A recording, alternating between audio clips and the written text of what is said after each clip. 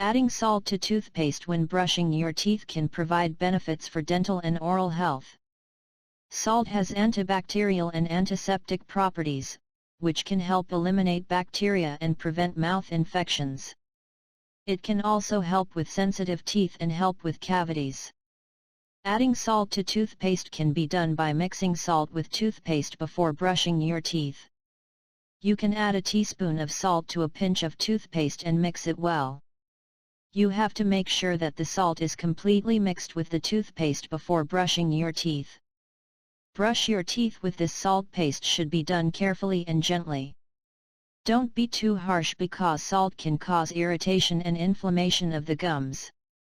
You have to make sure that the salt does not accumulate in an area and damage the teeth. After brushing your teeth, be sure to rinse your mouth with clean water and use mouthwash to remove any remaining salt that may remain.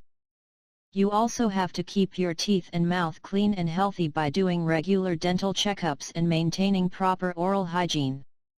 However, keep in mind that adding salt to toothpaste is not a solution to serious dental and oral health problems. If you have dental and oral health problems, you should consult a dentist.